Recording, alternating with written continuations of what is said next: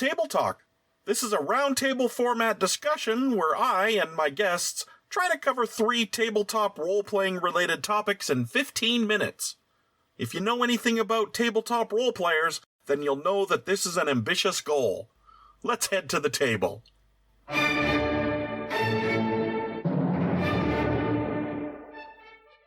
Welcome back to our Table Talk podcast. I'm your host, Clayton TheGameSmith, and joining me are... I'm Franklin. I'm Cheryl. I'm Clark. Let's head to the table.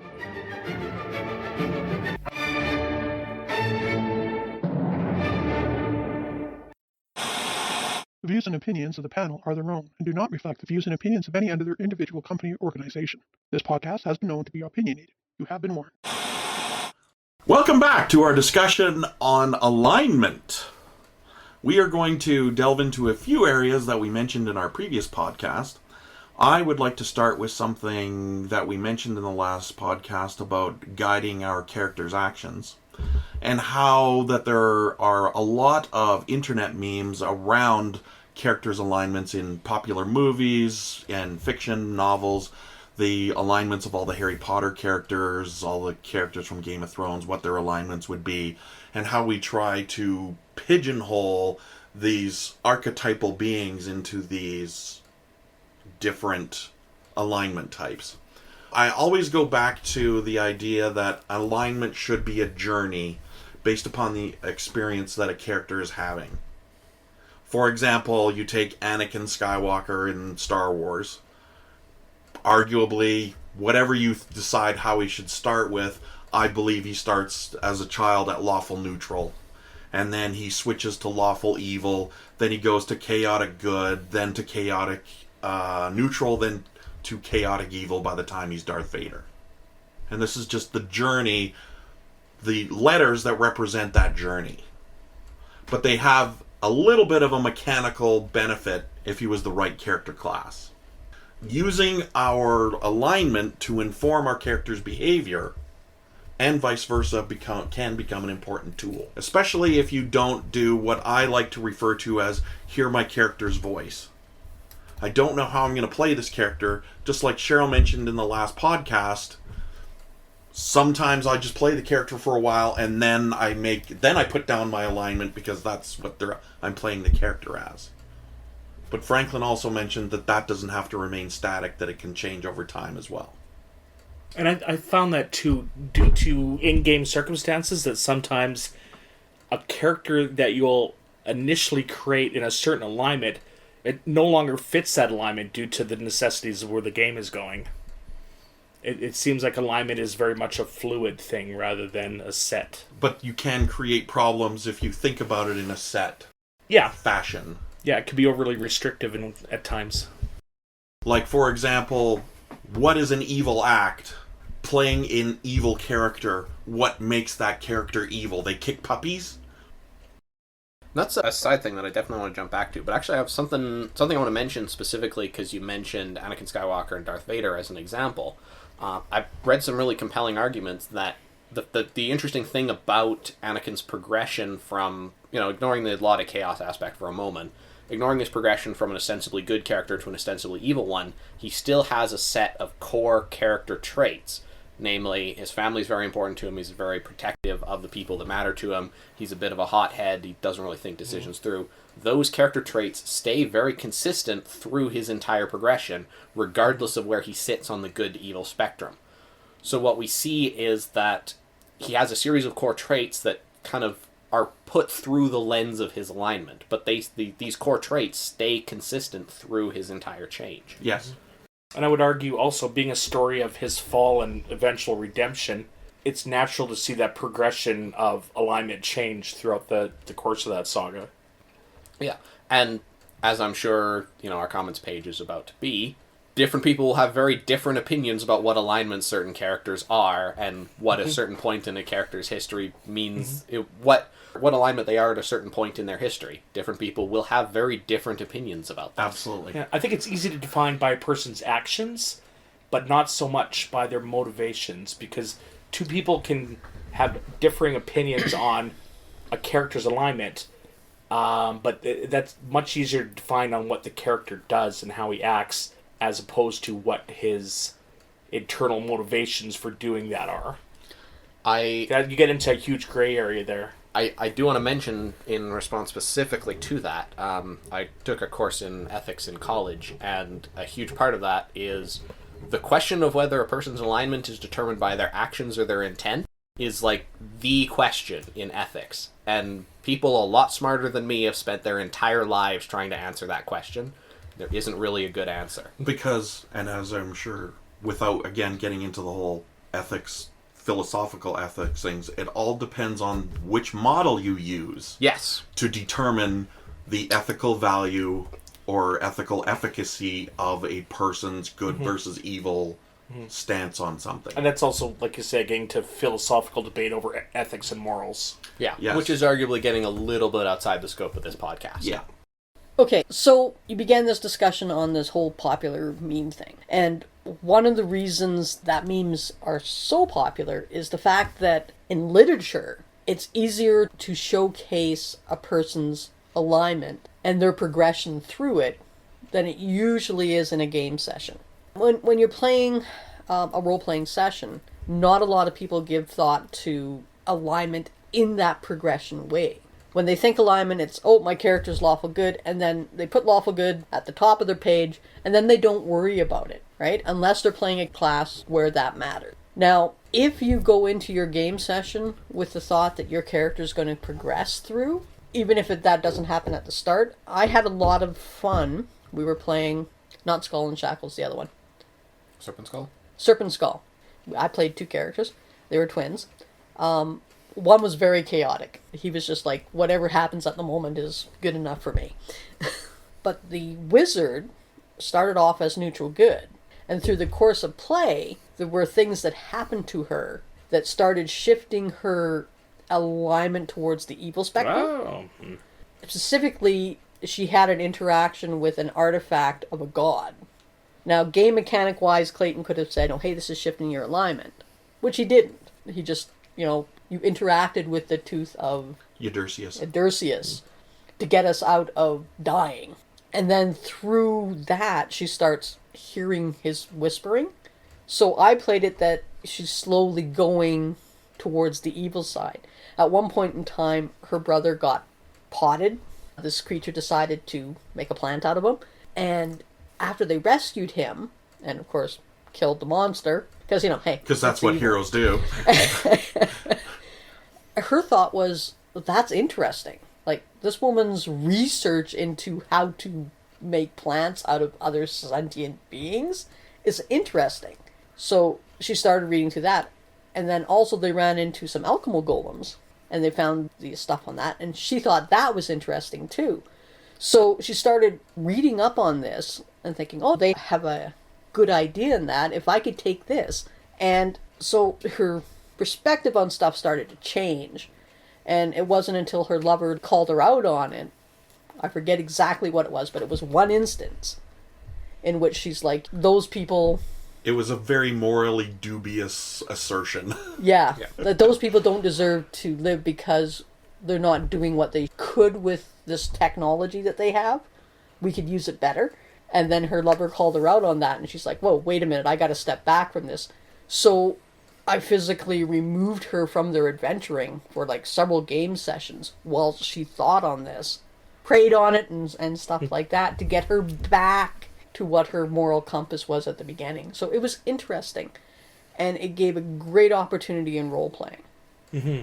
But a lot of people just don't think of that when they sit down and play. Yeah, and I think you really hit the nail on the head there, because I've had similar situations where, there do exist within Pathfinder magical items that will change a character's alignment. And I think playing that as, alright, so you just erase the letters at the top of your sheet and put 2 different ones down, and now the character's completely different, is a real missed opportunity. If you have good players, and you trust them, I think as a GM I would be comfortable saying, especially, the groups that I play with right now, I would be comfortable saying as a GM to someone, you are now whatever alignment, and trust that they're going to come up with an interesting way to play that. If you have, say, less experienced players that you don't necessarily know, I wouldn't start with your alignment changes, because they're going to take a very direct approach to that, and they're now suddenly going to start playing the character very differently. In the instance where I had a character who was shifting towards evil because of an artifact that they were carrying, I put it up as visions, dreams that were subtly trying to push the character towards acting in a certain way. And luckily my player played along with that quite well. And Whisperings of a snake god. Yeah.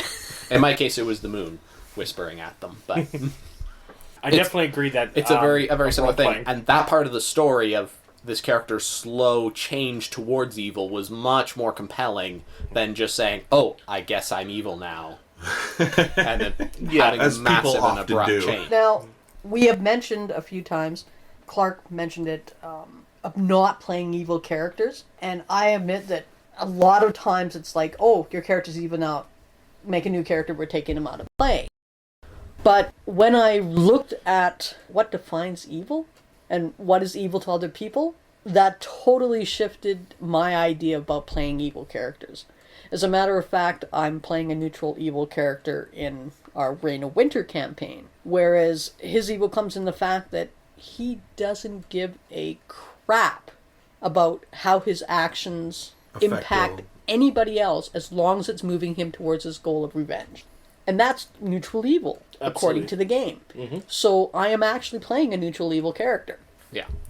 And this is, I think, dovetailing quite nicely into the main thing that I wanted to talk about with this episode, which is the stigma and very much the common trap that especially newer and experienced players fall into when they want to make an evil character. I mentioned that I did briefly play in an all-evil campaign, and I, being the most experienced player at the table by a considerable margin, went out of my way to create an interesting and nuanced character, at least in my opinion, who not only was very definitely evil, but had a built-in reason to work with the other players, to work towards a goal, just had very suspect methods of getting there. What unfortunately ended up happening with that campaign is that everyone else created the much more stereotypical, kicking puppies kind of villain, and the campaign lasted about 4 sessions before we all decided to give it a rest. And that eerily sounds familiar, very familiar Yes. to a lot of my experiences. This will be a very familiar situation to a lot of our listeners. Because people as well. just, it's like, we have very specific views of what quote-unquote evil means. Like, Star Wars First Edition, Second Edition, the rules are very explicit. If you turn to the dark side, you hand your character to the GM, and it can become an NPC or a villain for future use. The game the rules literally tell you cannot be evil. Yeah. Right? And But so where is the fun in just having your character go to the wayside? You rob the other players of a chance to redeem you. Yes, but that's a very good point. we're also talking about the idea that the maturity level, the experience level of the players evolves over time. The way I play a character today is most definitely not the way I played it when I was 10. Yes. My understanding of alignment today is different than it was 5 years ago, 10 years ago, 20 years ago. Because, as we discovered in our last podcast, game designers of themselves and players, not unlike ourselves, are not happy with the fact that your alignment is just this static, unchanging, and therefore uninteresting thing. That it needs to be more fluid, it needs to be more dynamic, it has to represent more and encompass more, that human beings are capable of being greater than the sum of our parts. And that we can be evil one day and redeemed the next. Yes. Absolutely. I mean, we had this one game session where we argued for 5 hours in real time over the disposition of 3 winter wolf cubs. Now, Clayton's character was coming at it from a very law side, and these creatures are evil. They're inherently evil. Their alignment is evil. They're going to grow up and be evil. Right? And so that will impact our community. We can't have them there. And the Rangers no, we can raise them to be productive community members. And then our cleric was all like, good sunshine and light, we can make this happen. So 5 hours of real time in character debating nurture versus nature. Here's these inherently, by the book, evil creatures. It's in their alignment by the book. So eventually it went to our lawful character, our king, saying, okay, they're in your care. Anything that happens is your responsibility. Very lawful again, right? And the ranger's like, I accept that. And then we had winter wolves in our kingdom. Yes, one... To be fair, one became a general. Yeah. Which is really weird when a dog comes up to you and gives you orders. But we went with for game-wise, they're pack animals. Winter wolves are still pack animals, whether they're evil, good, neutral, whatever. And so our community became their pack. So we had one that sacrificed its life saving children in an owlbear attack, one who became an artist, and then one became a general. And people coming into the kingdom just couldn't get past the fact that they were winter wolves. They're inherently evil, and you have them in your kingdom. Yes, which became a metaphor for things that occur in real life. Yes.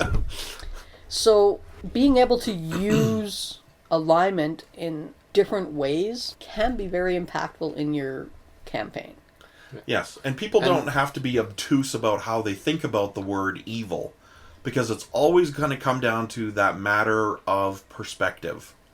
The farmer who sprays his crops to get rid of bugs to an entomologist is going to be a mass murderer. Or a pixie. Yeah, a pixie who lives in the field. Yeah. Right? That guy is evil. Yeah. And needs to be stopped. Yeah.